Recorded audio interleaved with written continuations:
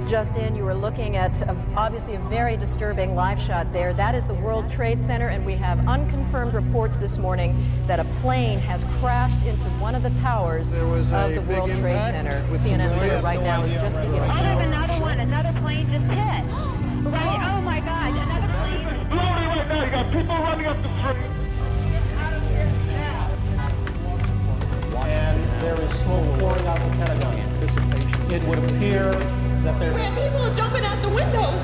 Over there, they're jumping out the windows. The firemen assembled here, the police officers, FBI agents, and you can see the two towers. A huge explosion now, raining debris on all of us.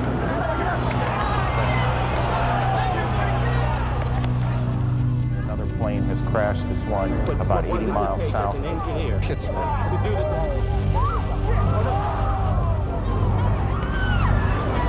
The second building that was hit by the plane has just completely collapsed. The entire building has just collapsed. It folded down on itself and it is not there anymore. Just landing only a few minutes ago at Andrews Air Force Base, returning to the White House, getting ready to address the nation around 9 p.m. Never imagined was going to occur on his watch was to test his leadership qualities. Good evening. Today, our fellow citizens, our way of life, our very freedom came under attack. Immediately following the first attack, I implemented our government's emergency response plans. I've directed the full resources of our intelligence and law enforcement communities to find those responsible and to bring them to justice.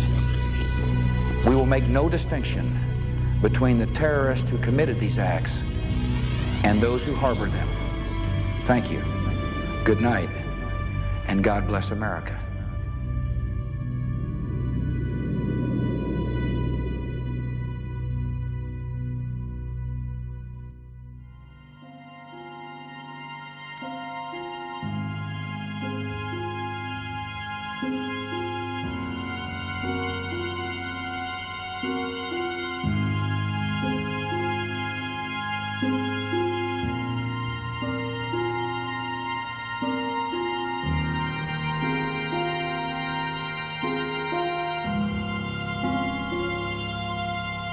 My name is Laurie Van Auken. My husband, Kenneth Van Auken, was killed on September 11th at the World Trade Center. He was on the 105th floor of the North Tower, which was the first building that was hit and the second building to collapse. My name is Patricia Casaza. I lost my husband, John Casaza. He worked for Cantor Fitzgerald on the 104th floor of the first tower. My name is Mindy Kleinberg, and I lost my husband, Alan. He worked for Cantor Fitzgerald on the 104th floor of the North Tower. I got a message from him on the morning of September 11th saying that, I love you, I'm in the World Trade Center, the building was hit by something, I don't know if I'm going to get out, but I love you very much and I hope I see you later, bye. And I didn't make it to the phone on time to speak with him. I tried calling him back, and I was never able to reach him, so I never spoke to him again. I was actually doing laundry when I got a call from my husband. And he had thought that a bomb had gone off in his building. And by the time he had called me, he had checked all those avenues and said that you know, the floor is already filling up with a thick black smoke, and I don't think we're going to make it. He said, you know, I love you, tell John that I love him, our son. On September 11th, 2001, 2,972 people from more than 80 countries were killed, leaving thousands of loved ones behind. While grieving continued for many, some began to move beyond their personal pain. My husband's service was in October, and then I think I went into angry mode, and that's when I started to question everything. I spent a lot of time on the computer. I started reading every single article that I could get my hands on. I mean, there was no sleeping at the beginning because We were grieving, it was hard to lay down. So I would spend all night just researching. I want to meet with the NSA, CIA, and the FBI together in one room. Out of the many who were researching on their own, 4 widowed mothers found each other. New Jersey residents Mindy Kleinberg, Patty Casaza, Lori Van Auken, along with Kristen Breitweiser, became known as the Jersey Girls. We became friends and like-minded. We all had questions. We all had questions, and we wanted answers. At the top of the family's growing list of questions, why had the U.S. military defenses failed to stop any of the 4 hijacked planes? The FAA alerted U.S. air defense units of a possible hijacking at 8:38 Tuesday morning. The last plane was reported to have crashed in Pennsylvania just after 10 a.m. That's almost 2 hours, you know, where planes were flying around the skies of the United States with no military response. Coming across an article in a Canadian paper, the Jersey widows learned it had been a routine for NORAD, the military apparatus in charge of air defense, to scramble fighters to intercept planes during suspected emergencies. Fatal accident involving a Learjet flying across the women recalled one such incident that was heavily reported in 1999. Just 25 minutes into the flight, controllers lost radio contact with the pilots, and an Air Force F-16 on a training mission was sent to take a look. Ultimately, 6 military jets gave chase. The plane was tracked by the FAA on radar. At high levels, the military, even the White House, discussed what to do. Tell me what the difference was between those times and the day of September 11th. They wondered about the lack of immediate response by the president and his Secret Service detail. President Bush was in a Florida elementary school classroom that morning, where he sat for more than 7 minutes after being informed of the second attack. The Secret Service has an arrangement with the FAA. They'd had open lines after the World Trade Center. Tracking it by radar. And under these circumstances, they just move. They don't say, sir, or ask politely. They came in and said, sir, we have to leave immediately. And grabbed me and literally grabbed you and moved you, yeah. Immediately following the first attack, I implemented our government's emergency response plans. If people fell down on the jobs by not informing those who were in leadership positions, who had the power to do something, why were we not looking at what our protocols were there so that we could fix it going forward?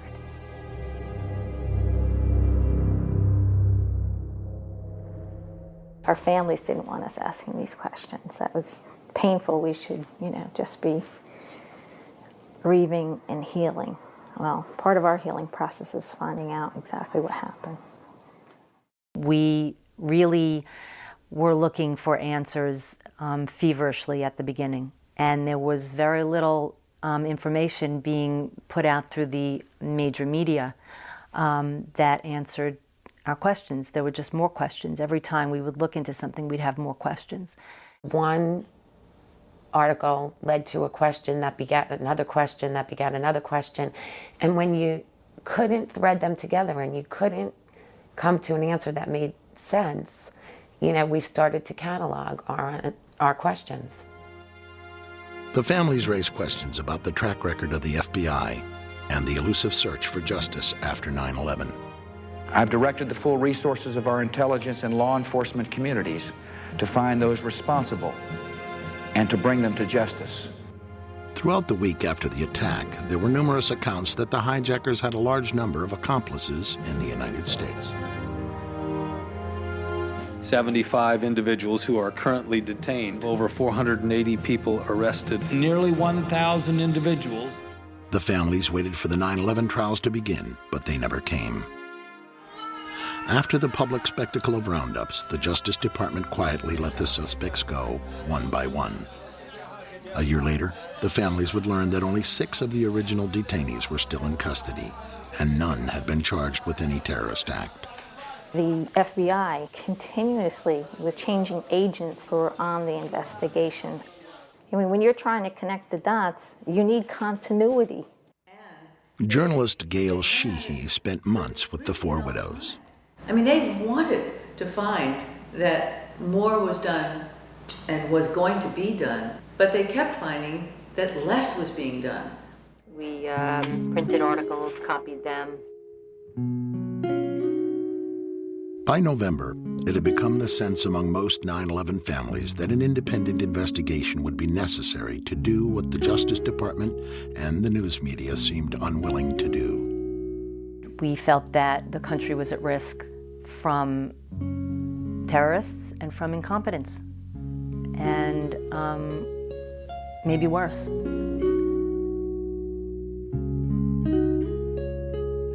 They'd get a little outside Washington, they'd stop at a red light, and they began wriggling out of their capri pants and putting on their nice little skirts and suits so they could go around all the offices of Congress, bedevil these members of Congress and say, what are you doing about this? Soon, a 9/11 Commission bill was being sponsored in Congress.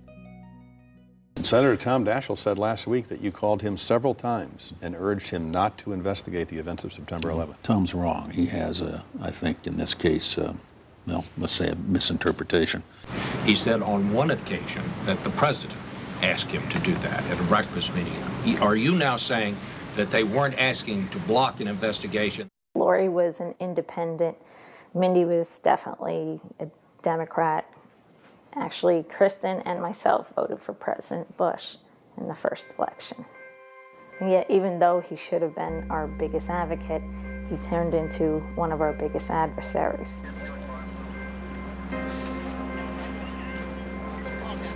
We still don't know what happened in those buildings.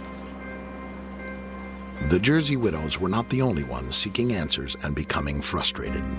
In New York, Sally Reaganhard, who had lost her firefighter son Christian in the building's collapse, was forming the Skyscraper Safety Campaign. The 911 emergency tapes and recordings, plus 500 interviews done with the fire department right after 9/11. All that material has been withheld from the public. Sally partnered with widow Monica Gabrielle, who lost her husband Richard at the World Trade Center. Why did the buildings fall? How could skyscrapers just like crumble to the ground in 10 seconds? Never before or since had fire caused a steel frame building to collapse. World Trade Center Building Number 7, never hit by an airplane, also collapsed that evening. Building 7 ablaze at the moment and apparently getting ready to collapse.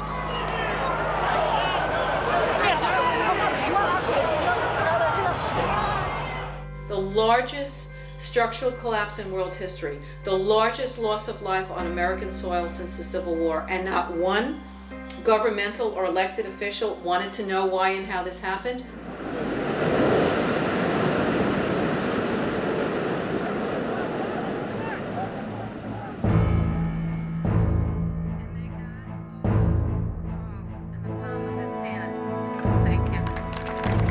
Realizing strength in numbers, 9/11 families rallied at the Capitol to press for answers. We need a full independent investigation. We must ask the tough questions and seek out the difficult answers. We must, as a country, grow and be made stronger and safer by the bitter lessons learned on September 11th. We are asking you, America, to stand behind us. Please. I was terrified to talk in front of anybody. This is not something that any one of us had ever done before. The rally united once isolated families. Bob McIlvain, who lost his son Bobby, came from Philadelphia to join the group. Being down Philly, it's like you're out of the loop. I was floundering by myself, just talking to people, trying to find anyone. That was the first time we all got together in a new direction to push for the commission. Sharing many of the same questions and concerns, a coalition of family members began to take form. Its goal, a formal investigation. Call your congressman. Tell them that you want to be safe. An investigation must not interfere with the ongoing efforts to prevent the next attack. Frustrated with the attitude of the White House and seeming lack of interest from the public, the family members began actively seeking support from the news media. And given the persistence of the media's focus on pain and suffering, it was not difficult for the Jersey widows to get their attention. You know, it was my private pain and my private story, and I really did not want to share that. But we made a conscious decision that we would start to say to them, okay, well, I will tell you about me personally if you talk about the fact that there's not an investigation.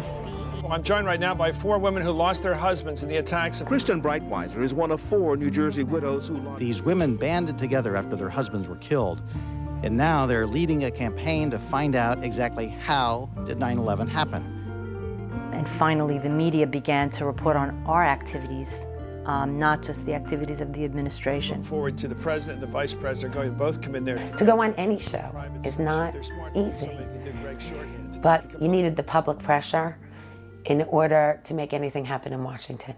I mean, they need huge public pressure to move them. President Bush signed legislation today creating an independent commission to investigate the September 11th attack on America. Buckling under pressure, the White House was finally agreeing to a deal. He reversed himself under pressure. But in a stunning series of revelations, it soon appeared that the White House was stacking the odds against an investigation it had not wanted in the first place.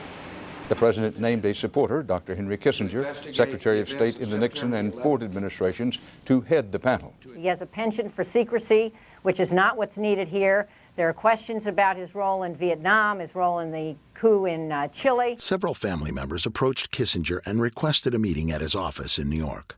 Prior to the meeting, Kristen Breitweiser conducted a thorough investigation of Kissinger's potential conflicts of interest. Probably much to the chagrin of some of the people in the room, Lori asked some very pointed questions. Would you have any Saudi American clients that you would like to tell us about? And he was very uncomfortable, kind of twisting and turning on the couch. And then she asked whether he had any clients by the name of bin Laden. And he just about fell off his couch. Former Secretary of State Henry Kissinger stepped down from the position Friday. We thought the meeting went well. I wouldn't want to be in the way of some of these families. I mean, they're... Kissinger was soon replaced by Tom Keene, a former New Jersey governor, and former Congressman Lee Hamilton, who had chaired the House Intelligence Committee. The remaining 8 commissioners were all former D.C. insiders and lawyers, evenly split between Republicans and Democrats. Remember, in the 90s, they spent $100 million investigating Clinton's sexual exploits. $100 million. And they first allocated only $3 million to investigate the murder of 3,000 people. The budget was eventually raised to $14 million, but the investigation was also given less time than they had wanted, a year and a half. To monitor the commission, leading victim relatives established the Family Steering Committee. The group provided the commissioners with hundreds of well-researched questions for which they expected answers.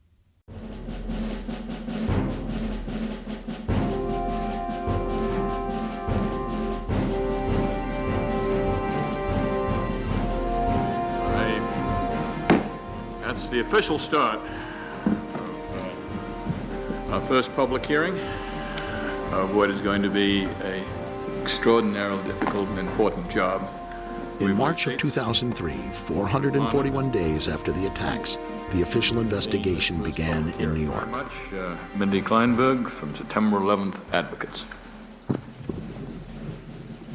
On the morning of September 11th, my 3-year-old son Sam and I walked Jacob 10 and Lauren 7 to the bus stop at about 8:40 a.m.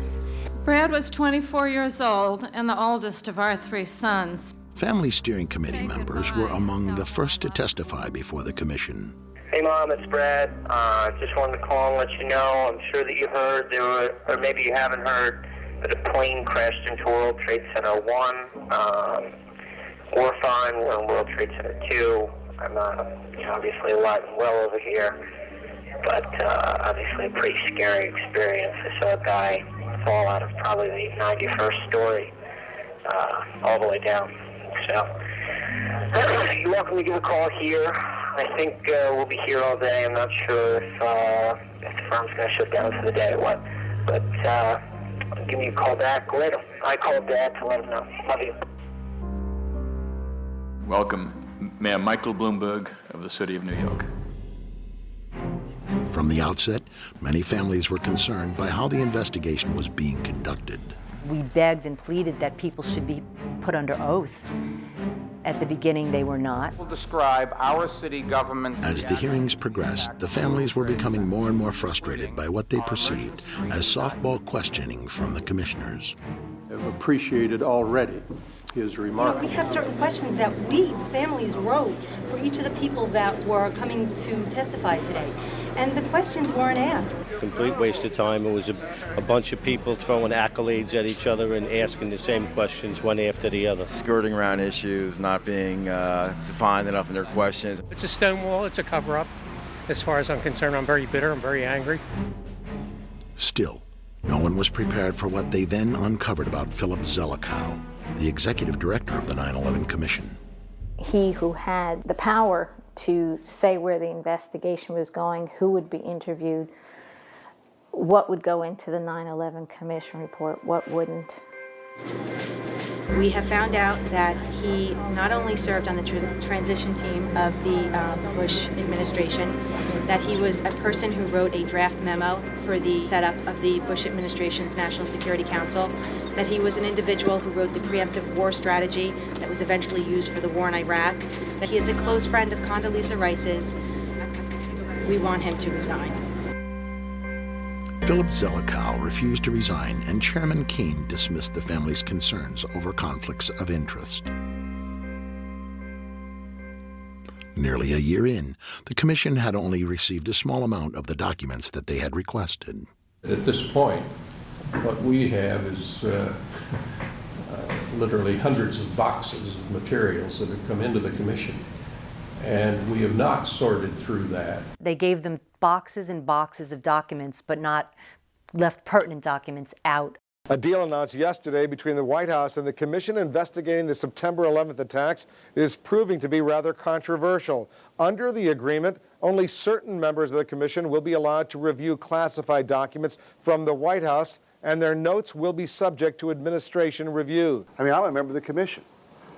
The president has said only a minority of the commission can see a minority of the documents, and then they have to clear what they're going to say to the rest of the commission with the White House.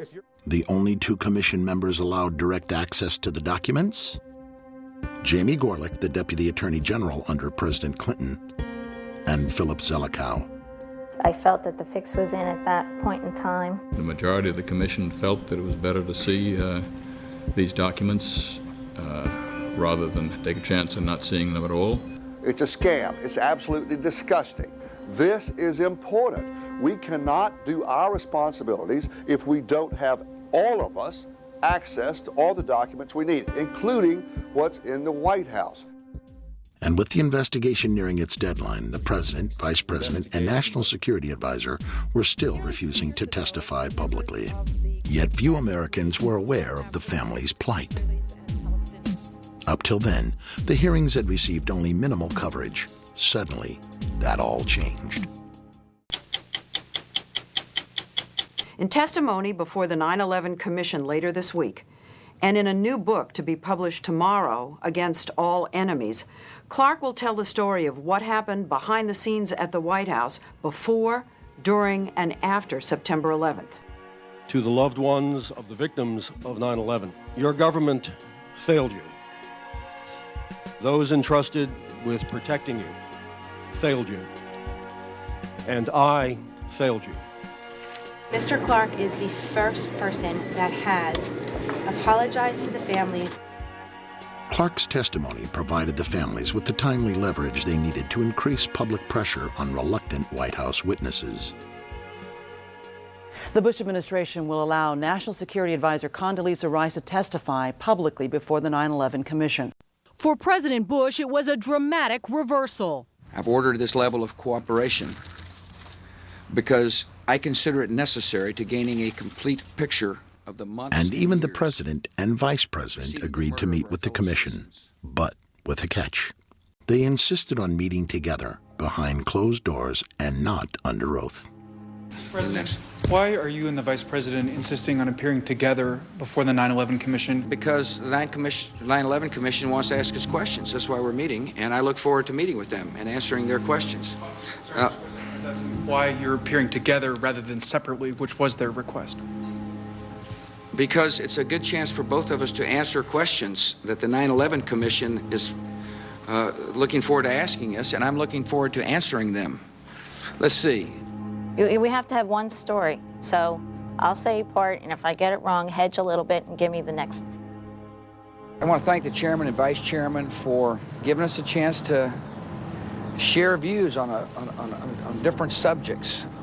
And they had a lot of good questions, and I'm glad I did it. I'm glad I took the time. What topic did the commissioners want to spend most of the time on? It's probably best that I not go into the details of the conversation. The President and Vice President of the United States, don't you think they should be able to stand up and speak their own words? They should go under oath. They should be, yeah. In public. Don't you think that the families deserve to have a transcript or to be able to see what you Adam, said? you asked me that question yesterday. I got the same answer, yeah. In July 2004, the Commission published its final report, the result in part of the family's 2.5-year struggle for answers.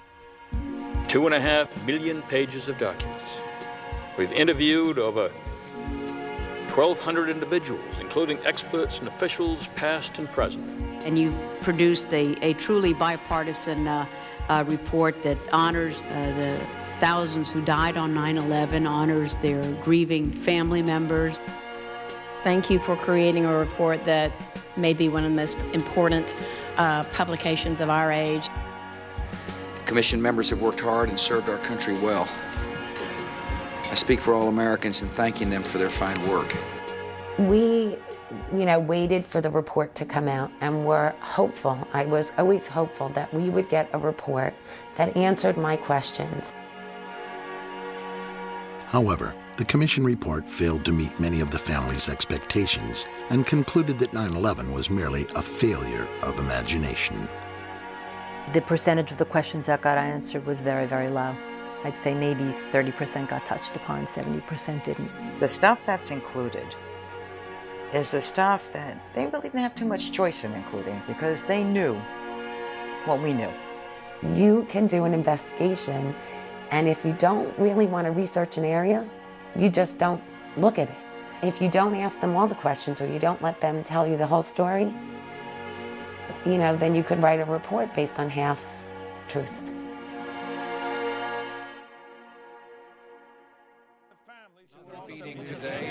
What is their feeling? Are the people who lost loved ones at 9/11 like the families of guys who were lost in Vietnam? They just can't get over it. Sometimes people try to become crusaders because they can't deal with reality. The families, I think, have to understand that it's virtually impossible to conceive of any way in which these attacks could have been stopped, even had the best things happened. On 9/11, the media started out by doing its job and somehow got waylaid and stopped doing its job. It began reporting solely on the administration and the government's activities. The news media, while yielding a fact here, a fact there, failed again and again to connect the dots. The one thing that I personally was hoping for was another Woodward and Bernstein with regard to 9/11. Someone, anyone that was willing to put their teeth into this. The families discovered a website created by independent investigator Paul Thompson. His complete 9/11 timeline, an innovative internet research tool, stitches together information from over 7,000 mainstream news stories. It was all our binders, but laid out beautifully online, and he had the ability to connect the dots. He would put a time up there and then he would back it up with mainstream media sources so you could understand why there were discrepancies in the timeline. Flight 93 crashed at 10:03, but the seismic data says 10:06. And then he'd have a link so you could see the seismic data. The whole mystique of intelligence is that you acquire this very valuable information covertly. If the truth be told, about 80%, of any of what the information that one needs is available in open source materials. Thompson's work soon gained mainstream media exposure. Paul Thompson's timeline is based on public documentation of what we know, what the world knows about 9/11. James Ridgway was among the first to bring attention to Paul Thompson's timeline. You know, it has to be almost taken more seriously than the 9/11 Commission, because, I mean, it's open. There's nothing secret here. As I began researching, I noticed this curious phenomenon, which is that there's a lot of explosive information that has come out in the mainstream press, but it comes out buried. As a casual observer of the news, I'd never noticed any of this stuff. You might find one important bit of information in, say, a newspaper story, and another bit of information on a news show. And if you start to put all those rather obscure stories together, you end up with an almost completely different narrative. For just about any area relating to 9/11, the story is quite different if you dig deeper into the news.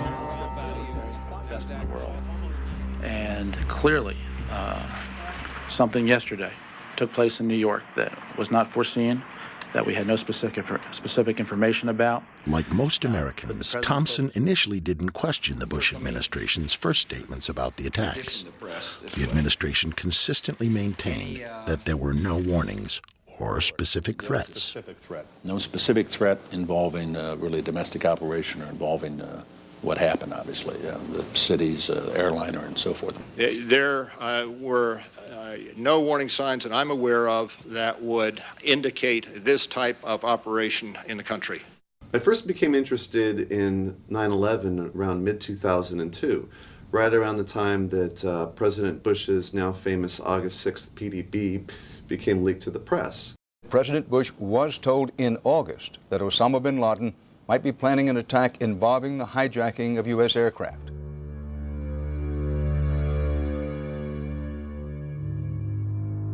Dan, it was a revelation that the White House had no intention of making public, and officials spent the entire day in full damage control. I don't think anybody could have predicted that they would try to use an airplane as a missile, a hijacked airplane as a missile. Nobody in our government, at least, and I don't think the prior government that could envision flying airplanes into buildings on such a massive scale.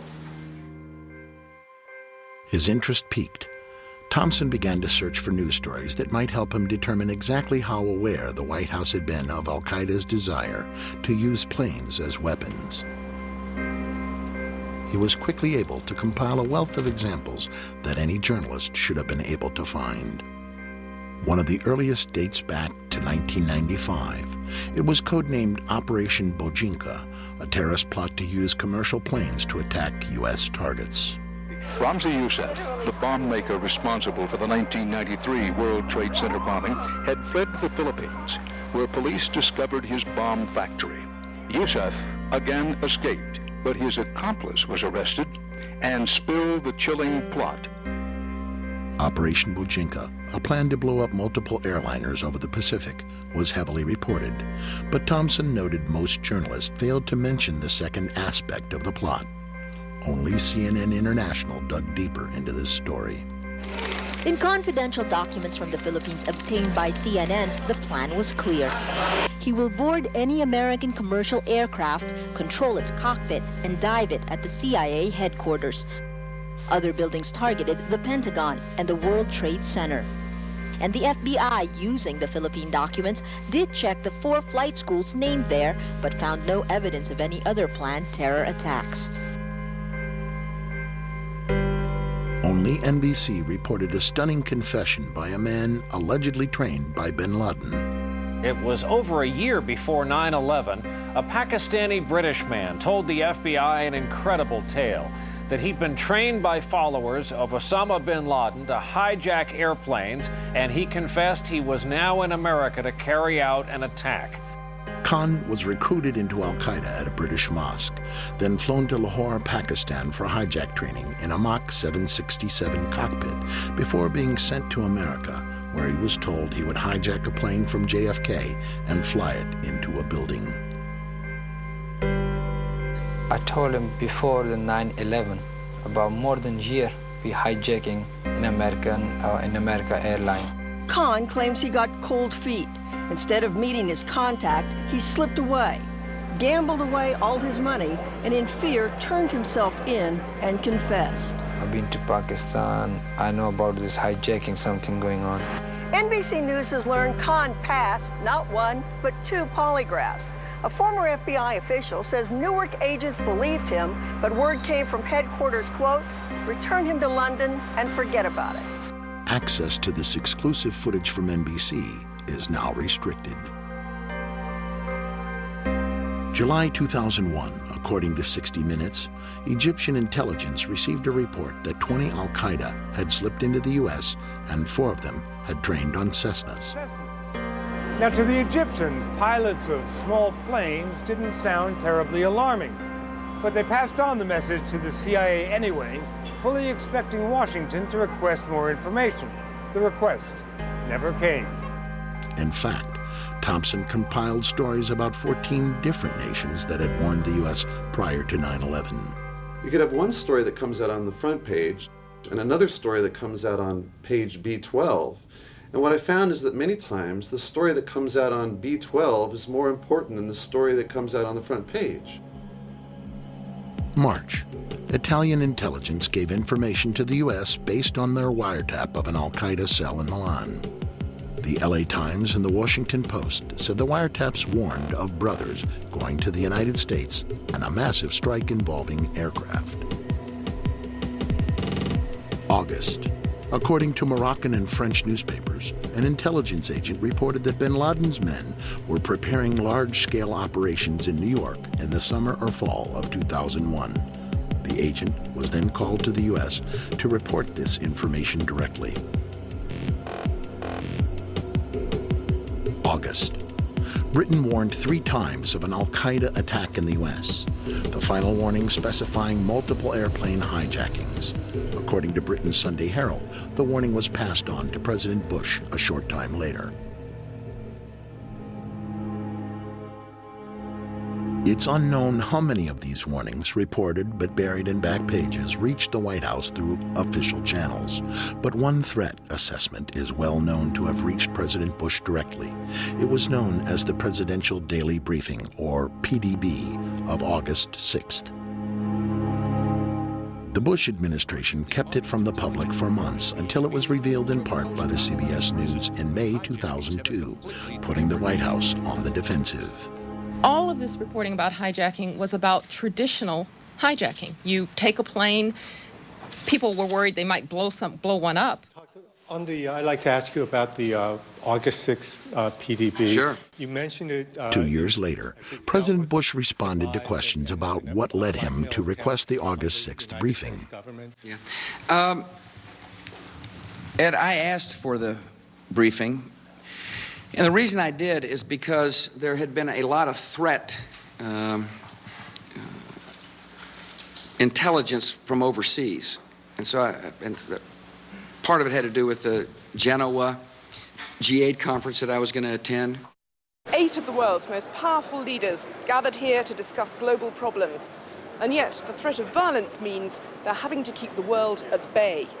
Just prior to the G8 summit, CNN.com reported the head of Russia's Federal Bodyguard Service has warned of a plot by terrorist Osama bin Laden to assassinate George W. Bush.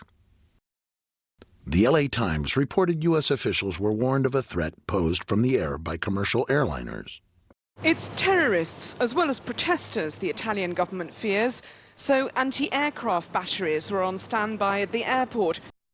Condoleezza Rice was present there, President Bush, Ari Fleischer, Karl Rove, President Bush's own family. They were going to sleep on a boat so that a plane couldn't go into a building. This floating resort will be home for 3 days for the G8 leaders, necessary for their safety.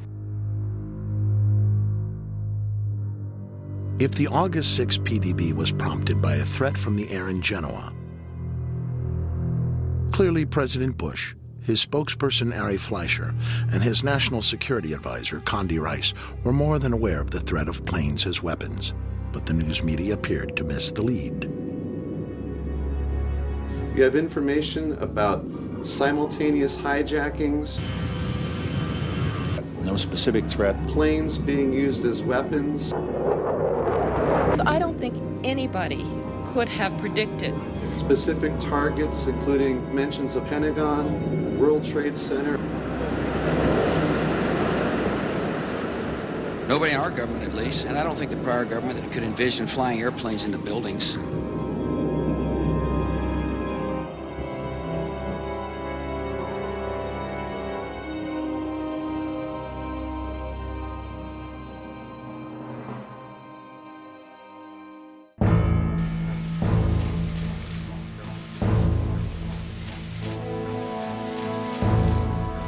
Dr. Rice, would you please rise and raise your right hand? You swear or affirm to tell the truth, the whole truth, and nothing but the truth. In April 2004, public pressure finally forced the White House to allow Dr. Rice to testify before the 9/11 Commission to answer questions about the PDB and the nature of warnings given the administration. The threat reporting that we received in the spring and summer of 2001 was not specific as to time, nor place, nor manner of attack. Almost all of the reports focused on al-Qaeda activities outside the United States. This sat in stark contrast to the warnings well documented in Thompson's timeline. What the August 6th PDB said, and perhaps I should read it to you. We would be happy to have it declassified in full. When she was testifying, one Ben Venice was really trying to get into the nitty-gritty. Did you tell the President at any time prior to August 6th of the existence of al-Qaeda cells in the United States? First, let me just make certain. If you could just answer that question, first, because I only have a very limited... I understand, Commissioner, but it's Did you tell the important President? that I also address... It wasn't like a trial. You couldn't grill these people till you got the answer. I really don't remember, Commissioner, whether I discussed this with the President. Just let me move on, if I may. There were no specifics. And what about August 6th? What did August 6th memo say? And then she would start going off. It was historical information based on old reporting. There was no new threat information, and it did not, in fact, warn of any coming attacks inside the United States. And what was the title of the memo? I believe the title was Bin Laden Determined to Attack Inside the United States. Now, the PDB... 2 weeks later, the White House finally declassified the PDB. There's lots of examples where it's a domestic threat. Bin Laden told followers he wanted to retaliate in Washington. You know, Bin Laden was planning to exploit the operatives' access to the U.S. to mount a terrorist strike. Abu Zubaydah was planning his own U.S. attack. Less FBI information since that time indicates patterns of suspicious activity in this country consistent with preparations for hijackings or other types of attacks, including recent surveillance of federal buildings in New York. That's present tense and domestic. Ari Fleischer came out right after September 11th and said there were no warnings. I watched him tell me there were no warnings, okay? I want to know why nobody has gone back and said, what did he mean? Howard Dean recently seemed to muse aloud whether you had advanced knowledge of 9/11. Yeah. Look, there's time for politics. And, you know, it's time for politics, and it's an absurd insinuation. The press has reported this one and that one, but they haven't really put it all together and said, God, how many different warnings did you get? How many different ways was this information coming at you? And why wasn't anything done about all these warnings? Why is the Attorney General of the United States doing all his air travel by specially chartered jet?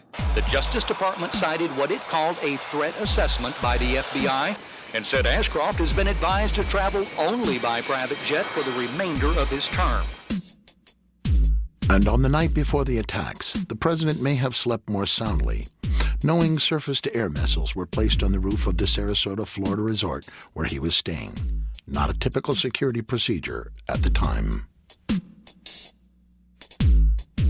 That same night, quote, a particularly urgent warning may have been received, causing some top Pentagon brass to cancel their scheduled flights the morning of 9/11.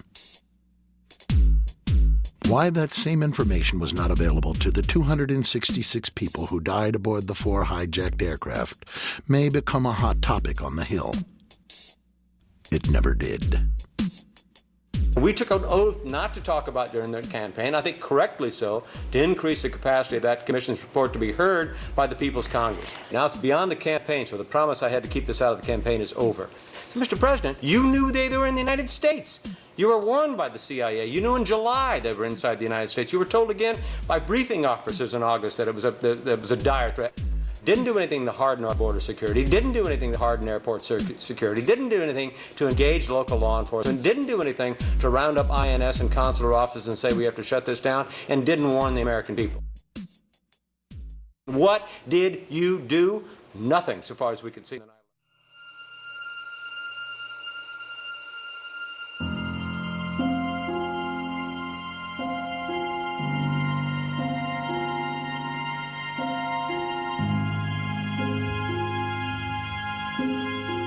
The government first said there were no warnings.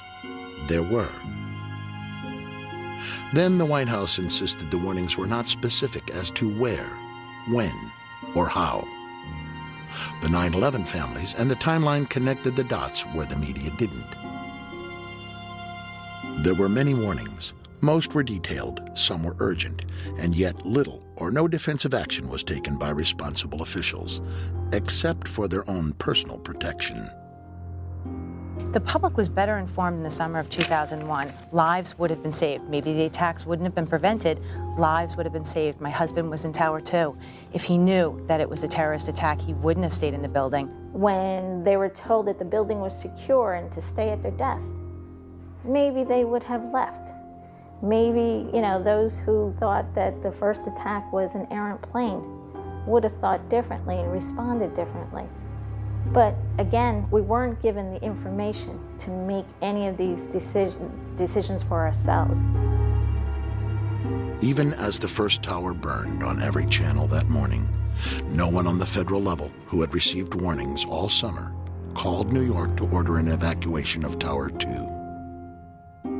No one ordered fighters to perform any timely defensive action against the remaining hijacked planes. No one responded adequately to the crisis. It has been said that the intelligence agencies have to be right 100% of the time, and the terrorists only have to get lucky once. This explanation for the devastating attacks of September 11th, simple on its face, is wrong in its value. Because the 9/11 terrorists were not just lucky once. They were lucky over and over again. When you have this repeated pattern of broken protocols, broken laws, broken communication, one cannot still call it luck. If at some point we don't look to hold the individuals accountable for not doing their jobs properly, then how can we ever expect for terrorists to not get lucky again?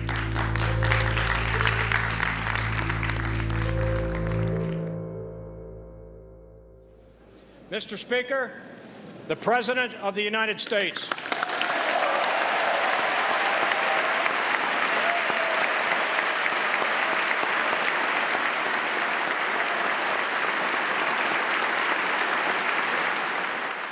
On September the 11th, enemies of freedom committed an act of war against our country.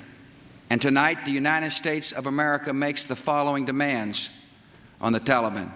Deliver to United States authorities all the leaders of al-Qaeda who hide in your land. The Taliban must act and act immediately. They will hand over the terrorists, or they will share in their fate.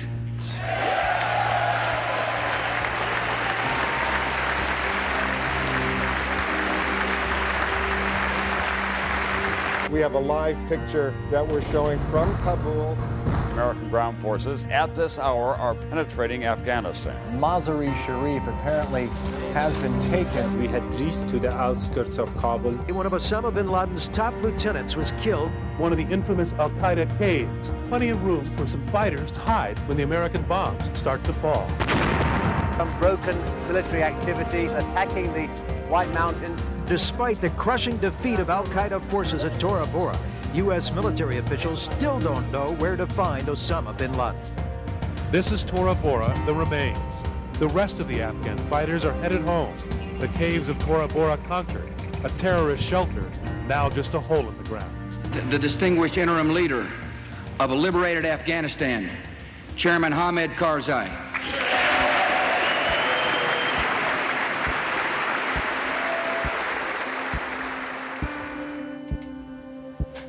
America's apparently clear military victory in Afghanistan was not so clear-cut to Paul Thompson.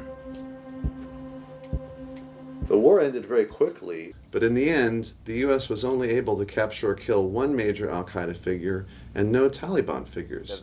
You know, the fact is right now today, we don't have any high-ranking Taliban or al-Qaeda. We haven't really captured anybody, one or two on the fringe. His understanding of the government's actions before 9/11 now fundamentally changed. Thompson decided to take a similar look into what happened in Afghanistan. The press never looked very closely at how so many of these leaders were able to escape. However, if you piece together a number of different news accounts, you can begin to understand the story.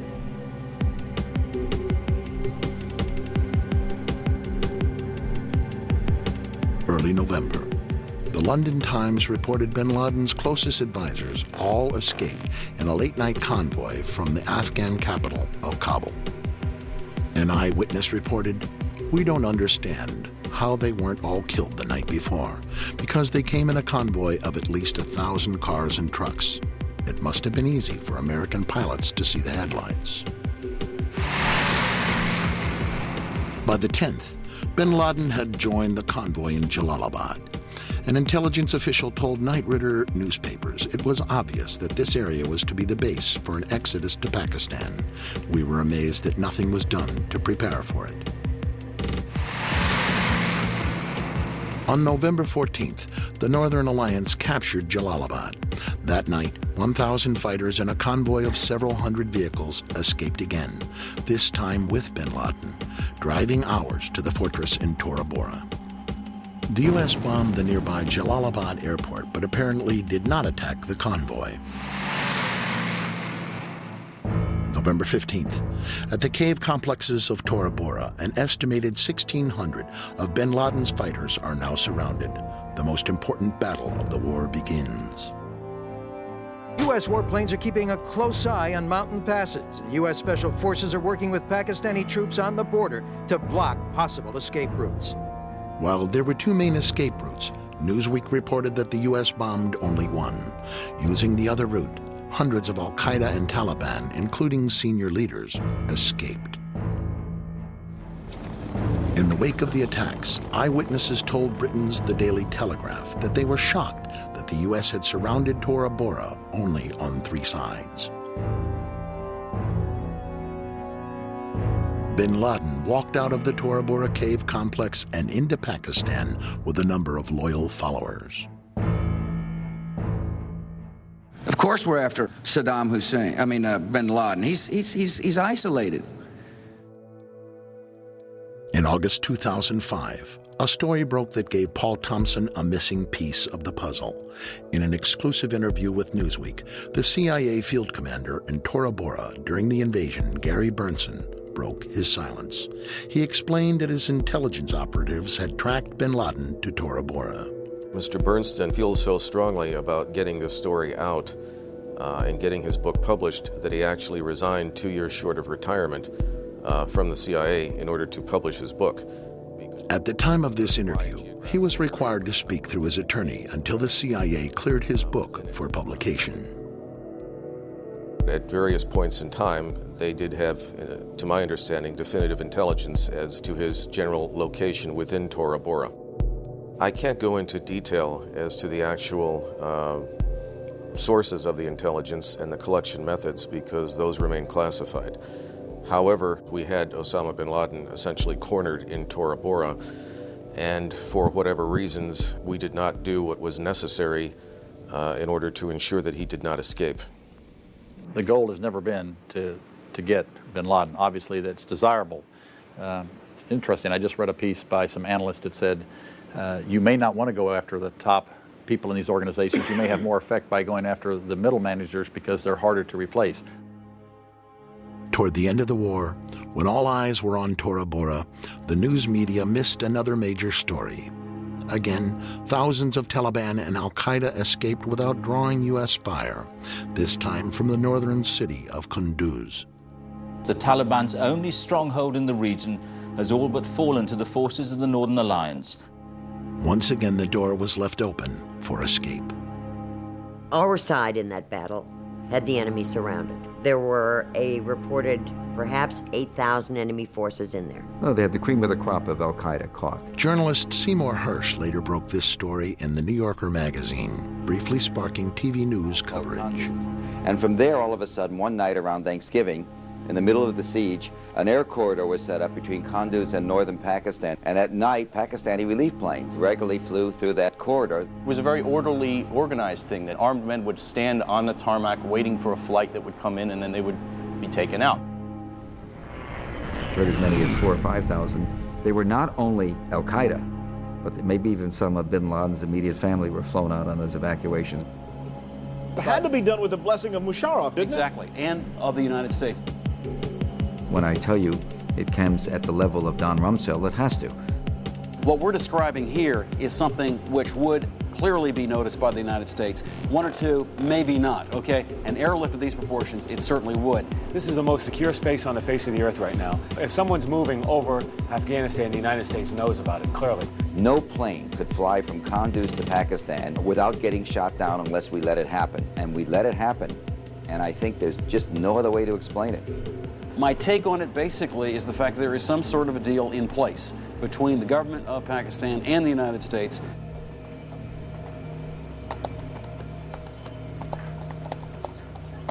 Intrigued, Thompson looked deeper into Pakistan. His timeline showed Osama bin Laden was reportedly last seen in Pakistan after escaping from Tora Bora. CBS News has exclusive information tonight. But thanks to an in-depth investigation by CBS, he also learned bin Laden was in Pakistan on the eve of 9/11. Bin Laden was spirited into this military hospital in Rawalpindi for kidney dialysis treatment. The military had him surrounded, says this hospital employee who also wanted his identity masked. They were saying that Osama bin Laden had to be watched carefully and looked after. We will make no distinction between the terrorists who committed these acts and those who harbor them. To better understand the ties between bin Laden and Pakistan, Thompson followed a timeline thread that began with covert Pakistan involvement in the Soviet-Afghan War 2 decades ago. In 1979, in the midst of the Cold War, the Soviet Union invaded Afghanistan. Throughout the 80s, the Soviets battled the Mujahideen, a group of anti-Soviet fighters that included bin Laden. The Mujahideen were backed by the Central Intelligence Agency, who hoped to give the Soviets their own costly Vietnam-type war. Rather than fund the Mujahideen directly, the CIA covertly channeled money through the Pakistani intelligence agency, the ISI. The Washington Post has published some of the definitive accounts of the conflicts. They helped create bin Laden and the roots of al-Qaeda during the Russian occupation of Afghanistan, when the American CIA and the intelligence services of Pakistan and Saudi Arabia created this group of people to fight the Russians in Afghanistan. Billions of dollars from the CIA and the Saudis were passed through the ISI to support the war. The strategy worked, and the Soviets were defeated. The Taliban are widely alleged to be the creation of Pakistan's military intelligence, the ISI. Experts say that explains the Taliban's swift military successes. Emboldened by their victory and the influx of weapons and cash, the ISI helped to install the Taliban and deepen their ties to bin Laden and his terror network. Because there's really no difference between an ISI training camp for terrorism and an al-Qaeda training camp for terrorism. You would have some people working for al-Qaeda, and they would go out to an al-Qaeda mission, And we had other people working for the ISI, and they would go off to Kashmir on one of their missions. Thompson wondered if ISI involvement in terrorism included the attacks of 9/11.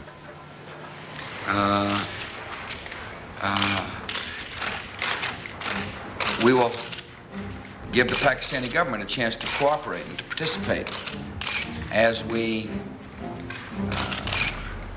hunt down those people who committed this unbelievable, despicable act on America.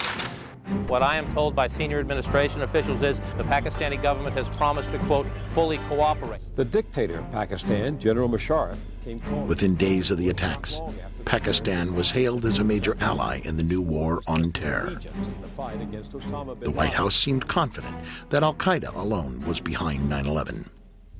Will you release publicly a white paper which links him and his organization to this attack to put people at ease? We are hard at work bringing all the information together, intelligence information, law enforcement information, and I think in the near future we'll be able to put out a paper, a document that will describe quite clearly the evidence that we have. No, I think that there was just a misinterpretation of the exact words the Secretary used on the Sunday shows. I'm not aware of anybody who said white paper, and the Secretary didn't say anything about a white paper yesterday. You know, you're talking about actions in other parts of the world, and certainly you want the support of as many people around the world as possible.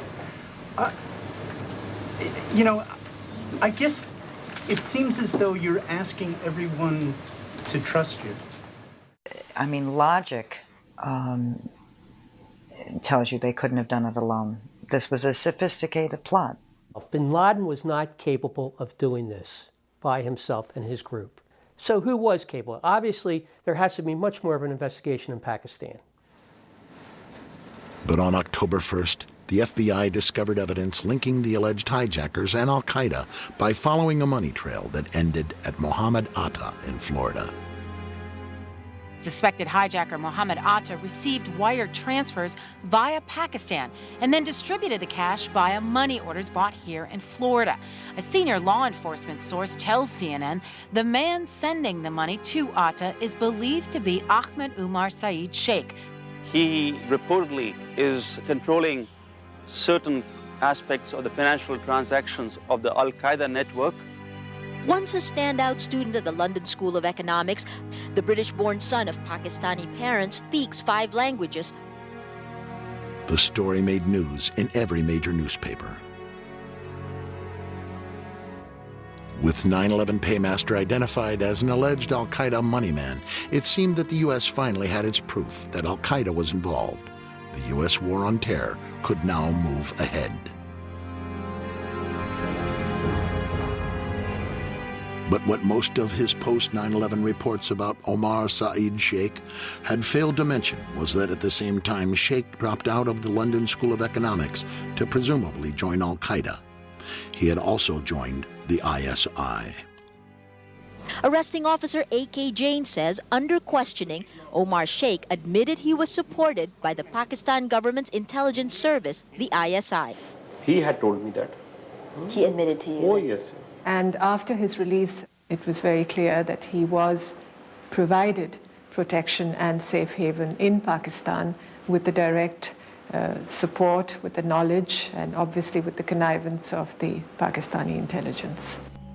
Only 2 days after the invasion of Afghanistan, the Times of India reported the FBI discovered credible evidence that $100,000 was wired to alleged hijacker Mohammed Atta by 9/11 paymaster Omar Saeed Sheikh on the orders of the ISI director, Lieutenant General Mahmoud Ahmed. Had that been the head of the Iraqi intelligence agency, do you think we would have heard of it? You have to understand that Lieutenant General Mahmoud Ahmed was a key player. William Pepper is an international lawyer and consultant to the Pakistani government. Indian state intelligence came upon this transfer. It was then the Times of India was able to get this information, and the FBI got involved in this whole situation because this was now becoming very public as a result of the Indian investigation. Though the evidence was never publicly disclosed, Indian intelligence claimed that the FBI had privately confirmed the story to them, and it soon made every major Indian newspaper. In the U.S., only a single news outlet even mentioned the allegation. The information was reported as an Internet-only story on the editorial section of the Wall Street Journal website. It had this cutesy title, but it contained this completely explosive information. After the Times of India story broke, Paymaster Omar Saeed Sheikh was no longer the apparent proof that al-Qaeda was the sole sponsor of the attacks. Instead, Saeed Sheikh, acting on the orders of the ISI, appeared to be the smoking gun of Pakistani involvement in 9/11. And instantly, within that day, basically, Saeed Sheikh becomes persona non grata. And then a whole bunch of other people are put forth as the paymaster. Over the next several months, authorities began confusing the news media with a bewildering variety of alternate names for the paymaster, each sounding similar to Omar Saeed Sheikh. No, it's this guy. No, it's this guy. They keep changing the story about who the guy is, and it becomes hard to keep track. By the one-year anniversary of 9/11, Newsweek had concluded that the paymaster remains almost a total mystery. The 9/11 Commission would ultimately conclude that the question of who financed the attacks is of little practical significance. And in my opinion, it seems to be a bunch of smoke and mirrors to try to really hide the fact that there's money coming from the ISI going to the hijackers.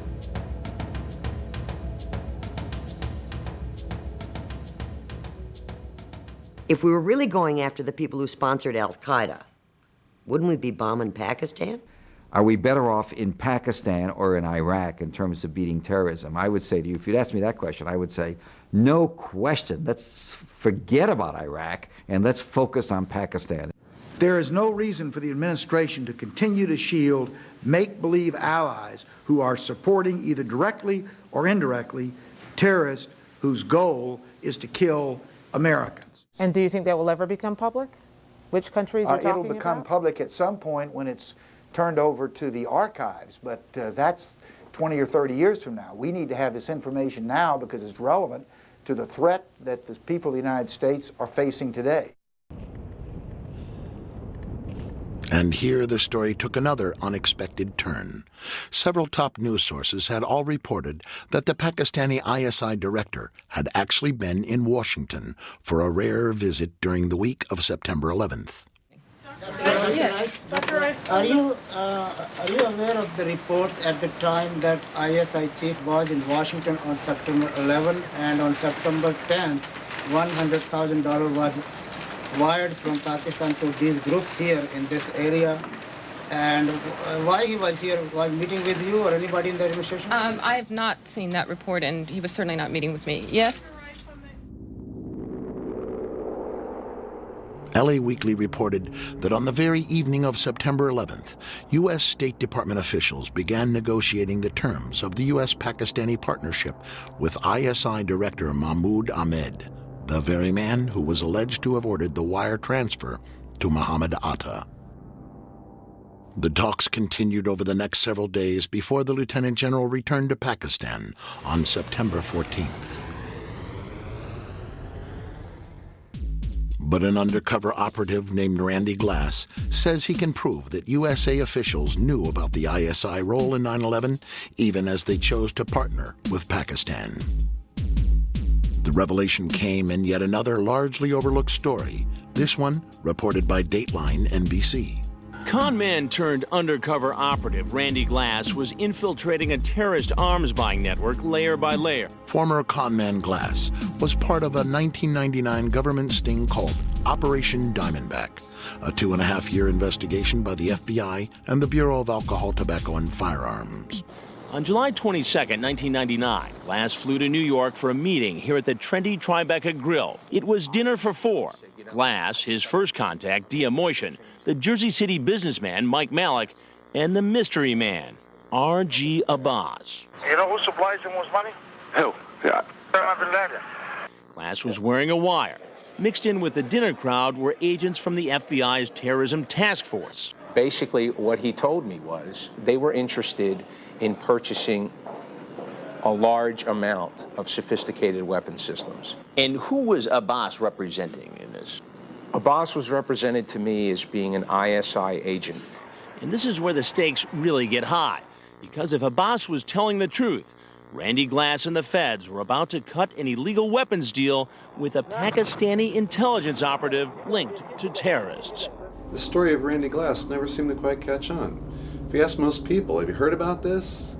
Have you heard about Randy Glass? They haven't heard about it. Earlier today, Perhaps the story failed to spark the public imagination because the most dramatic revelation ended up on Dateline's cutting room floor. I had been threatened by FBI agent Steve Brodowski that if I mentioned any of that, I would be charged with obstruction of justice. 2 months later, the Palm Beach Post ran this story. During the course of the conversation, I asked him exactly what his intentions were. After dinner, as we walked outside, he pointed in the direction of the World Trade Center and said, "Those towers are coming down."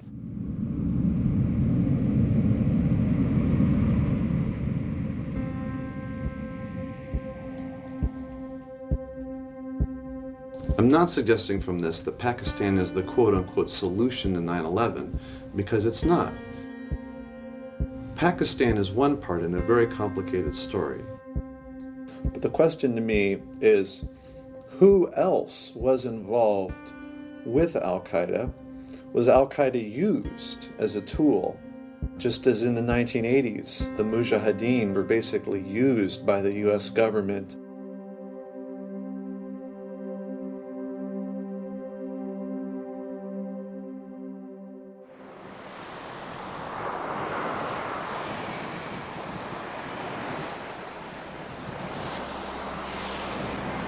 In August 2004, after the 9/11 Commission had disappointed so many of the families with its report, Paul Thompson's completed timeline was published as a book by Harper Collins. The recurring themes of Paul Thompson's timeline are clear: no accountability, few answers, and many missed leads. The sponsors of the attack yet to be confronted. Is the fact that there is some sort of a deal in place between the government of Pakistan and the United States. The men named as the culprits allowed to escape. But we haven't really captured anybody, one or two on the fringe. And the government officials who ignored warnings before 9/11, still in their positions. I don't remember the Al-Qaeda cells as being something that we were told we needed to do something about. Still, despite years of investigation and advocacy by the families and others, the official story of what really happened on September 11th remains little changed. What is democracy? You know, it's government by the people. It's a simple equation, okay? The biggest part of democracy is the media. They have to hold everyone accountable.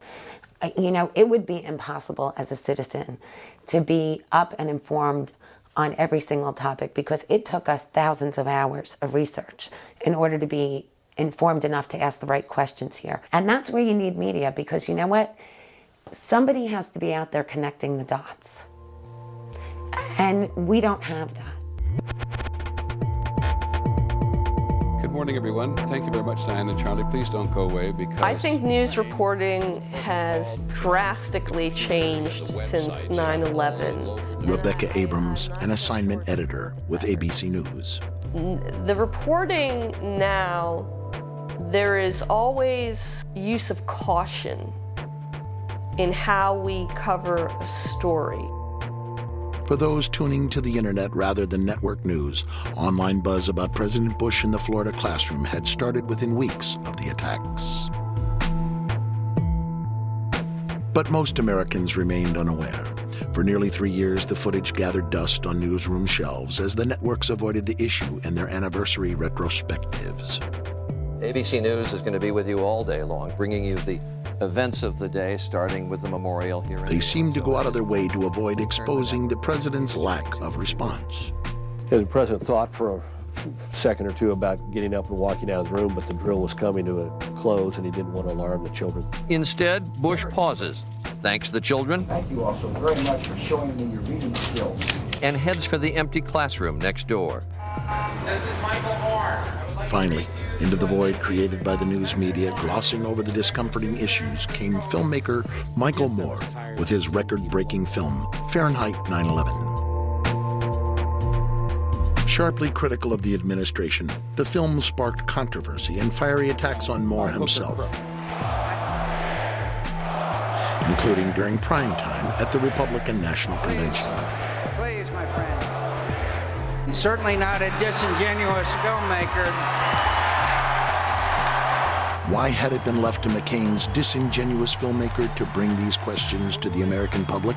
Fahrenheit 9/11, which is based a lot on our reports at BBC television on my book. ABC News has free access to everything we do at BBC television. We say, go ahead, run it. Run the story. You don't like the way Michael Moore does it? You think it's too polemical or biased? Fine. Run the hard news, buddy. It's on AP, it's Bulletin Crash. We are every day kicking and screaming in the newsroom, trying to get stories out. But we could do a story and it might not make air. You have someone from the corporation making the editorial decisions. These are not journalists. Another reaction from the administration now, and again, not exactly... With the stifling of dissent on the rise in America after 9/11, the tough questions were not asked, much less answered.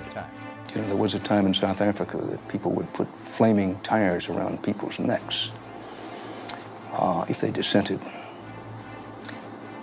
And in some ways, the fear is that you'll be necklaced here.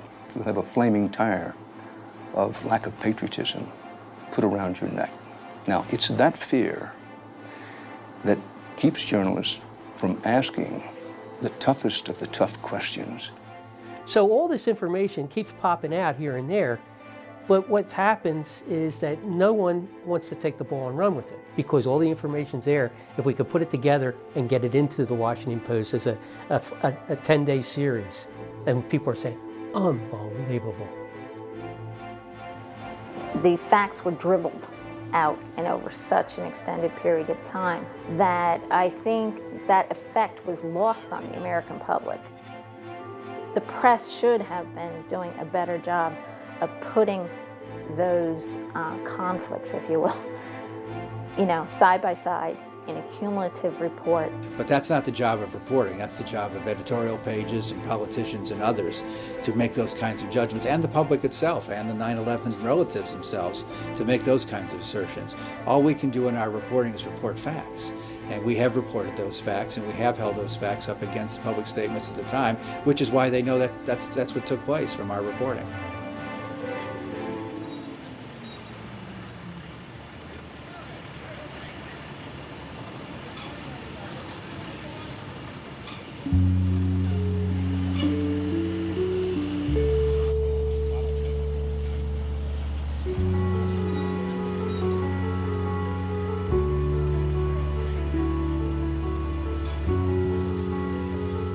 This is a scandal of tremendous proportions. It makes Watergate look small. But there's a strange lack of interest of people both on the left and on the right. Nobody seems to want to uncover the truth and just follow leads wherever they may go, because I think that goes to a lot of really damaging places. Maybe we shouldn't have questioned whether or not President Nixon had any involvement in Watergate. Maybe we should have just accepted that story. Maybe we should have accepted the story that President Clinton had no involvement, had never had sex with that woman, Miss Lewinsky. So just because it's the official story of record does not mean that we should not delve further and to see if really that is the actual story. Yes, they lied. They all lied, whether consciously or unconsciously. It happened. Now we need to look into why they lied and what were the results of those lies. We can't have these wars, reorganize our way of life based on a false understanding of what 9/11 was. We have to go beyond the myth and get to the truth. We have to know. We have to. 9/11 was the biggest don't ask, don't tell. And if it wasn't for the families, we wouldn't have anything. And that's very frightening. We had to take this tragedy and do the best we could with our lives and with our country to try and make the people that are supposed to protect us do the right thing. What I really wanted to happen here is for my children to feel safe. I could have cared less who was in office. I wanted the truth, and I wanted what was wrong to be fixed. What we're left with after our journey is no answers, no accountability, and I've wasted 4 years of my life trying my damnedest, along with the other family members, to make sure this never happens again.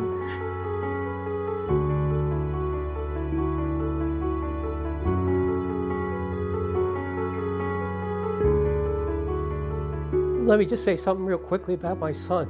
Please. On the wall in his room, it said, "Knowledge is power." I am only doing this for one reason and one reason only, to carry on his legacy. I'm so pissed off at the American people. I'm so pissed off at this government because of this cover-up.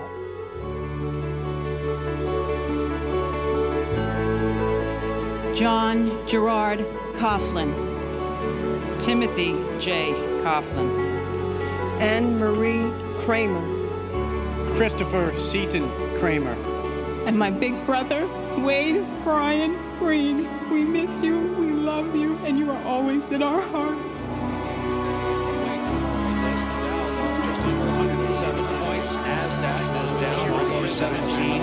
For this week's trading, the Dow lost more than 351 points. That's 3% of its overall value. NASDAQ was off almost 93. That's more than a 4% drop for the week. We'll take a break here.